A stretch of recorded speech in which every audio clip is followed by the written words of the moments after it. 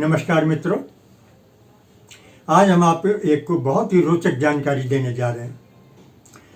विष कन्याओं के बारे में तो आप लोगों ने जरूर सुना होगा, लेकिन क्या आपको पता है कि विष पुरुष भी थे? हाँ, विष पुरुष भी हुए, हालांकि वे इतने अधिक नहीं वे जितनी विष कन्याएं।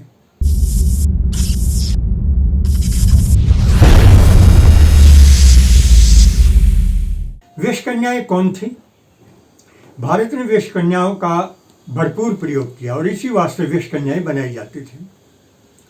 विष कन्याओं का प्रमुख काम था अपने राज्य की सेवा करना, खासतौर से दुश्मन को परास्त करके। स्त्री पुरुष की हमेशा कमजोरी रही है, चाहे राजा हो, चाहे फकीर हो, गरीब हो, अमीर हो, स्त्री के मोह से कोई भी नहीं बच पाया। तो भारत के जो राजा जो थे, खासतौर से मध्य काल के चंद्रगुप्त मौर्य के समय के या उसके आसपास आगे पीछे के, उन्होंने विष कन्याओं का पालन पोषण शुरू किया था। राज्य में जो सबसे सुंदर लड़की पैदा होती थी उसकी सूचना राज्य को दी जाती थी, ये जरूरी था, और राज्य चयन करता था कि किस लड़की को विष कन्या बनाना है। उसको धीरे धीरे विष दिया जाता था शैशव काल से ही।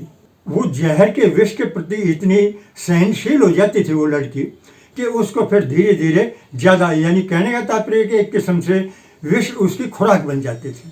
जब वो स्त्री किसी का भी आलिंगन करती थी तो कहते हैं कि वो व्यक्ति बच नहीं पाता था।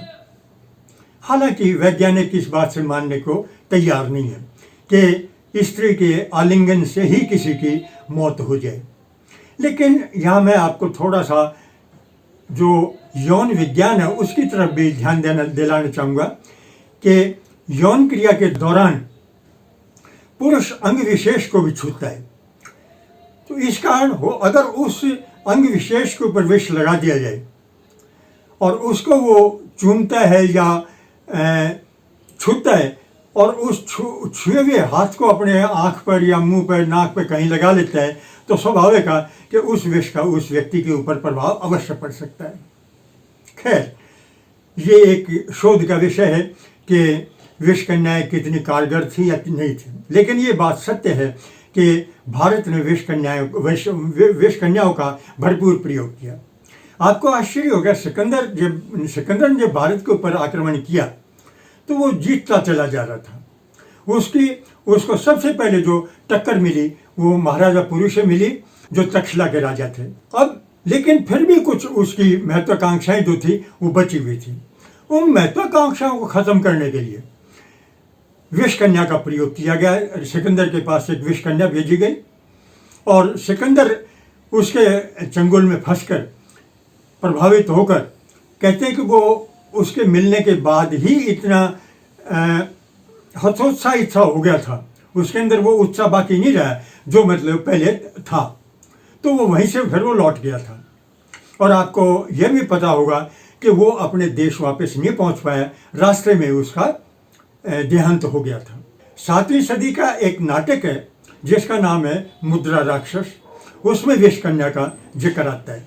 नंद का एक शत्रु था, जिसे घोर शत्रु कहना चाहिए, उसका नाम प्रवर्तक था। तो नंद ने प्रवर्तक के पास एक विष कन्या भेजी थी और उस विष कन्या ने प्रवर्तक को मौत के घाट उतार दिया था और अपने नंद वंश का जो राज्य तो था उसकी रक्षा की थी। शुभ बाहु उत्तरी कथा एक, उसकी राजकन्या जो है उसका नाम था काम सुंदरी, वो भी इसी कार्य में निपुण थी।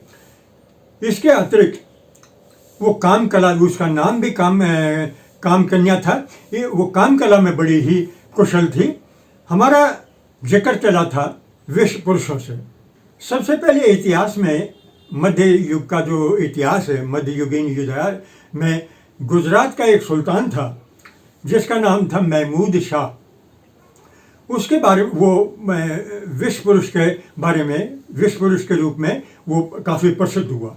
एक विदेशी यात्री ने महमूद के बारे में बताया है, अपनी यात्रा वृत्तांत में जिक्र किया है कि उसके पिता ने बाल्यकाल से ही उसको विष देना शुरू किया था और जवान होते होते वो इतना उसका शरीर इतना विषाक्त हो गया था कि वो जिसको भी छूता था या जिसको मतलब सर के ऊपर भी हाथ रख देता था तो व्यक्ति मूर्छित हो जाता था या ख़त्म होने की स्थिति में पहुंच जाता था। महमूद के पिता ने इसको विष सिर्फ इस वास्ते देना शुरू किया था कि उन दिनों विष कन्याओं का बहुत अधिक प्रचलन था, जैसा कि हमने आपको पहले ही बताया।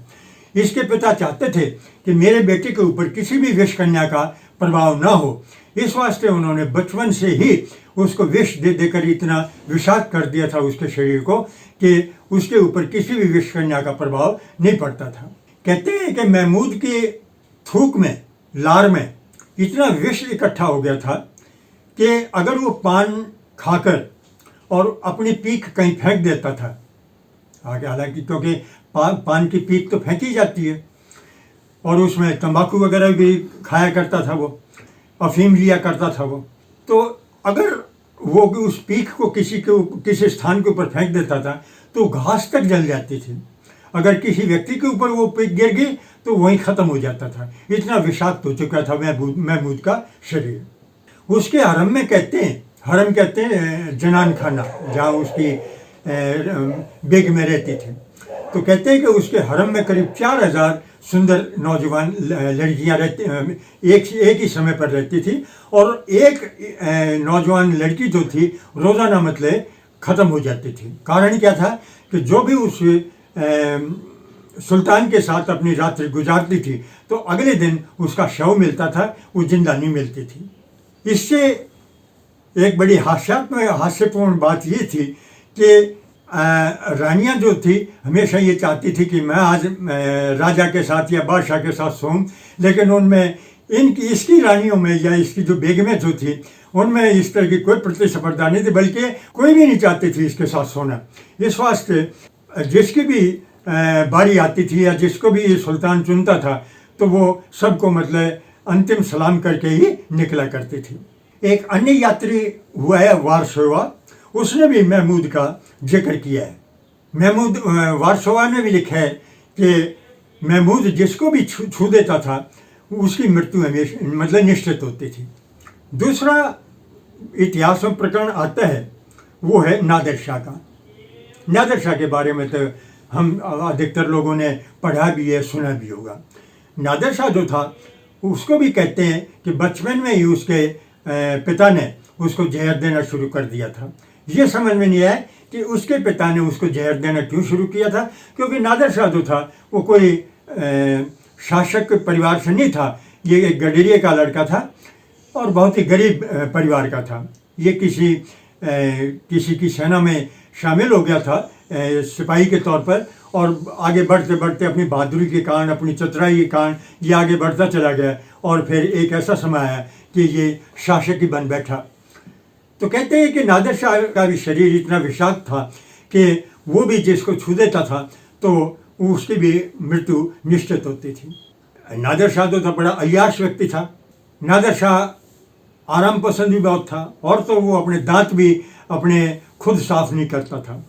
एक लड़की इधर से और एक लड़की इधर से दांतों लेके खड़ी होती थी और वो बारी बारी से उसके दांतों को साफ किया करते थे।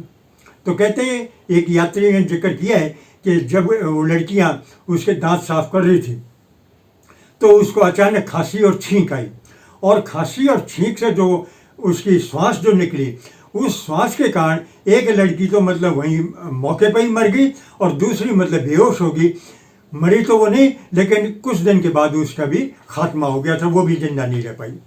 इतिहास में मुख्य तौर पर इन्हीं दो विश्व पुरुषों का जिक्र आता है, और भी रहे होंगे।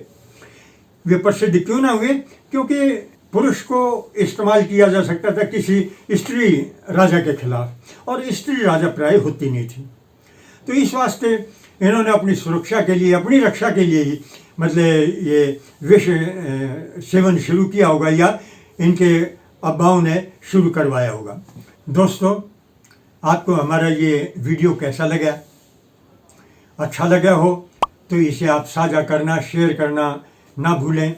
जिन मित्रों ने हमारा ये चैनल एक्सेप्ट नहीं किया है, सब्सक्राइब नहीं किया है, वे भी सब्सक्राइब कर लें, जिससे कि आपको जो भी हमारे नई वीडियो आए उनके बारे में आपको तुरंत सूचना मिल जाए।